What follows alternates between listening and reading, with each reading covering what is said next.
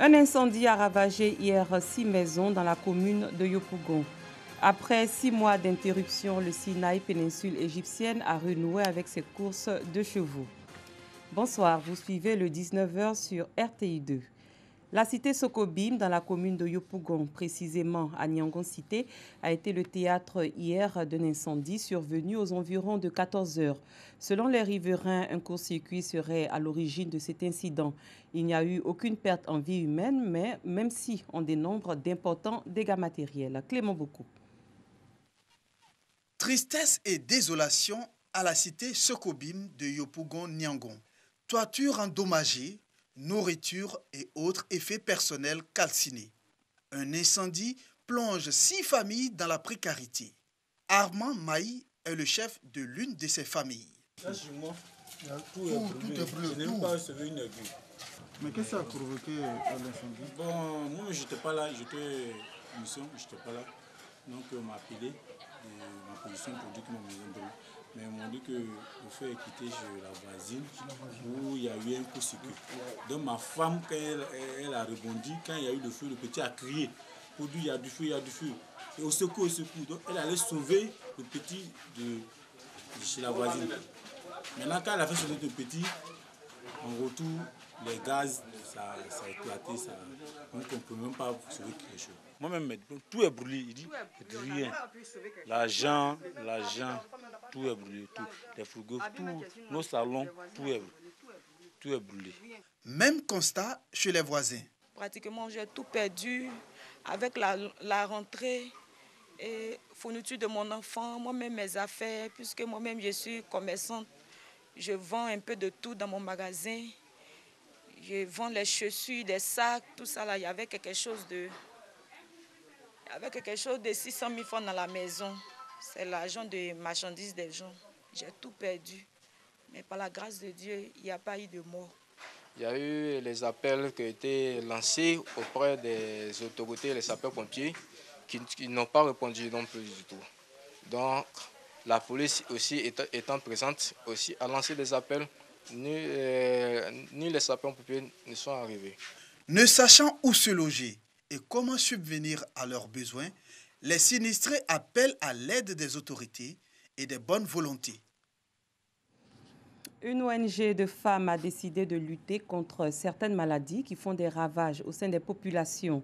L'Union fraternelle des femmes pour le développement et l'assistance des personnes vulnérables ont sensibilisé et mobilisé ce jeudi la gente féminine de la commune de Port-Bouët aux maladies chroniques que sont le VIH-Sida, le diabète, le cancer du sein et du col de l'utérus, la prostate ainsi qu'à la prévention des maladies infantiles. Cette ONG a profité de l'occasion pour dévoiler la mise en œuvre de son plan d'action 2020 en collaboration avec le Programme national de lutte contre le cancer et le laboratoire Roche. Bintou Pekele, Pagasorokoni. Centre de santé Aquaba dans la commune de Port-Bouët, derrière Ouafa. Viviane Niazalé, âgée de 56 ans, souffre d'un cancer au sein gauche. Pour faire face à ces tueurs silencieux, elle se tourne vers des personnes de bonne volonté et ONG. Devant des femmes venues se faire dépister du cancer du sein et du col de l'utérus, Viviane explique son vécu et appelle à l'aide. Le sein chauffe tellement que même tu n'arrives même pas à dormir. Même le sourire s'est coupé sur tes lèvres. Tu vois, c'est devenu gros. Je dors comment? Je me couche sur ma nuque, j'ai un problème. Je ne me couche pas sur ma nuque, j'ai un problème. Mais comment l'homme peut vivre sans sommeil? Pour guérir, il faut faire chimiothérapie. 8, ça fait 2 500 000. Je n'ai pas ça, ma fille. Je vais enlever 2 500 000 où? Comme Viviane, ces femmes de la commune de Port-Bouët disent ignorer cette pathologie de peur d'affronter le résultat. Mais elles sont rassurées par le médecin gynécologue de ce centre de santé. En ce qui me concerne, ce n'est pas pour la charité même, c'est la peur. J'ai peur du diagnostic en fait. Et je me dis, c'est le moment, est-ce que je pourrais supporter la décision ou bien le résultat? Ce que j'ai compris, c'est que nous devons faire le dépistage tôt. Et lorsque nous sommes pris en charge tôt, nous guérissons tôt également. Tour à tour, elles sont dépistées gratuitement. L'initiative est de l'Union fraternelle pour le développement et l'assistance des personnes vulnérables UFAZEDOS. Occasion pour la présidente d'appeler les autorités à l'aide face au nombre croissant de cas. Un appel entendu par le ministère de la Santé et de l'Hygiène publique. Ça fait 12 ans que nous existons et c'est notre bâton de pèlerin de lutte contre cette pathologie. Mais la maladie avance et le traitement est cher pour nos mamans. Comment vous dites cher, c'est combien? Chimio, opération chimio, il faut compter 1 million, 2 millions. Ça dépend. En tout cas, c'est cher pour nos mamans. Elles n'ont pas les moyens pour le faire. Tout le monde a le regard sur le Covid-19. Alors qu'il y a des malades plus graves que ça. Et ces malades qui meurent même, c'est les malades des maladies chroniques. Donc je veux vraiment que le gouvernement s'occupe plus maintenant des malades chroniques parce que c'est la plupart, c'est des mamans, c'est des femmes. Nous avons besoin des femmes pour avancer, pour évoluer. Cette initiative vient appuyer ce qui est déjà fait et nous encourageons toutes les ONG à emboîter le pas à cette ONG UFAZEDOS. Le ministère de la Santé a des subventions pour les ONG et je crois que d'ici 1 à 2 semaines, ces subventions seront mises à la disposition des ONG pour le bien-être de la population, pour le bonheur aujourd'hui de nos mamans et nous invitons nos mamans, nos sœurs à venir faire dépister. Selon l'ONG UFAZEDOS, environ 20 000 cas du cancer du sein et du col de l'utérus ont été enregistrés en 2017 en Côte d'Ivoire. Ils se manifestent, entre autres, par des saignements en dehors de la période des menstrues et par des écoulements ou déformations du mamelon. La lutte contre le coronavirus se poursuit. Des commerçants, pêcheurs et marailleurs du marché du débarcadère de Sassandra au sud-ouest du pays ont reçu des kits sanitaires. C'est un don du ministère des Ressources animales et halieutiques et de l'Agence japonaise de coopération internationale. Les précisions de Sam Konan, notre correspondant dans la région de Boclé. Des kits sanitaires composés de gel hydroalcoolique, des cache-nez, des seaux, des produits désinfectants, des gants et des pulvérisateurs remis au maire de la commune de Sassandra. C'est un don du ministère des Ressources animales et halieutiques et de son partenaire, l'Agence japonaise de coopération internationale. Un don destiné aux occupants du nouveau marché et du débarcadère, fruit de la coopération ivoiro-japonaise. S'il n'y a pas de santé, il n'y a pas de vie, il n'y a pas de marché. Et c'est ce que la coopération japonaise a compris en venant nous aider pour le bien-être de nos commerçants et commerçantes et de nos pêcheurs et marailleurs et vendeuses de poissons et de fumeuses de poissons. Le directeur de cabinet, Meïté Zoumana, qui conduisait la délégation, a eu des séances de travail avec les commerçants du nouveau marché, les marailleurs et les pêcheurs du débarcadère d'une part et avec le conseil municipal d'autre part. Il a été question de faire l'état des lieux de l'exploitation du marché et du débarcadère et de la mise en place d'un conseil de gestion pour le débarcadère. Nous avons tenu des séances de travail avec les opérateurs économiques pour ce qui est du marché, qu'ils payent les taxes de marché, qui permettent à la mairie d'avoir les petits moyens pour entretenir le marché, qu'ils payent au gouvernement du débarcadère les taxes que nous avons arrêtées de façon consensuelle, n'ont pas été imposées. Nous avons discuté avec les opérateurs économiques pour arrêter le niveau des taxes supportables et qui permettent aussi aux débarcadères d'être entretenus à un bon assez niveau.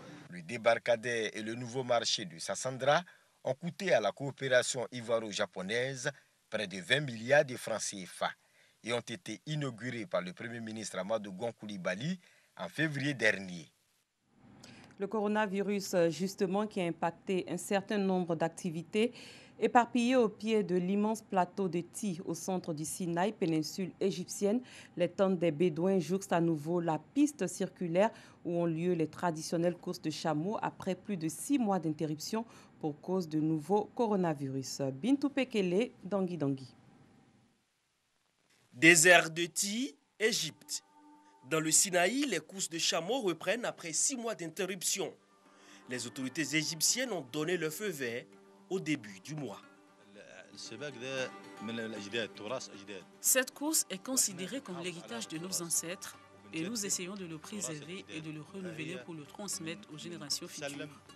Cette course dure depuis 100 ans.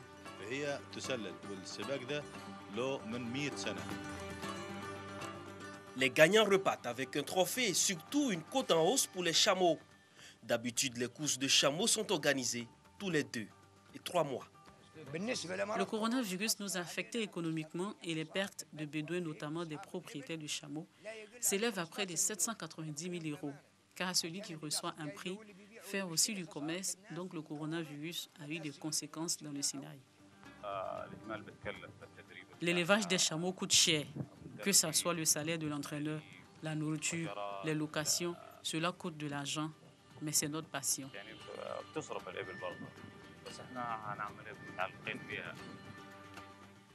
En fin de journée, c'est au tour des enfants de s'élancer dans une course de 10 km. Le récit est signé Godefroy Okambawa. Retour en Côte d'Ivoire, 147 leaders communautaires du Tchologo, du Poro et du Folon sont formés à la cohabitation pacifique dans les zones frontalières. Ils vont être également des relais dans la lutte contre la Covid-19. C'est une initiative de la Commission nationale des frontières de la Côte d'Ivoire. Notons que les espaces frontaliers sont des zones névralgiques où des problèmes liés notamment aux fonciers, à la transhumance et à l'orpaillage clandestin ont entraîné de nombreux conflits. Clément Beaucoup. Ils sont désormais des porte-parole dans leurs communautés respectives. Ces 147 leaders communautaires formés à la cohabitation pacifique et à la lutte contre la maladie à coronavirus. Dans les localités de Sikolo, dans le département de Kong, Katogo, dans le département de Mbengue, et Mahadiana Sokourani, dans le département de Kaniasso. Outre les problèmes fonciers engendrés par la non-matérialisation des frontières, les populations des espaces frontaliers sont confrontées à bien de défis. Quelques problèmes de cohabitation des personnes à la frontière. Quand nos forces de l'ordre font des patrouilles, souvent les gens tirent sur eux. Voilà des choses qu'on a souvent. Après la formation reçue, le préfet du département de Kong monte au créneau pour sensibiliser. Rappelons que Kafolo est un village de sa circonscription.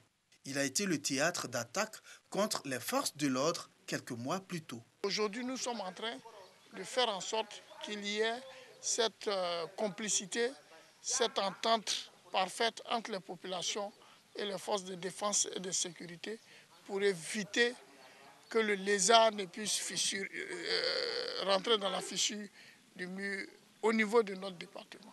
Pour le secrétaire exécutif de la Commission nationale des frontières de la Côte d'Ivoire, il faut agir vite pour soulager ces populations.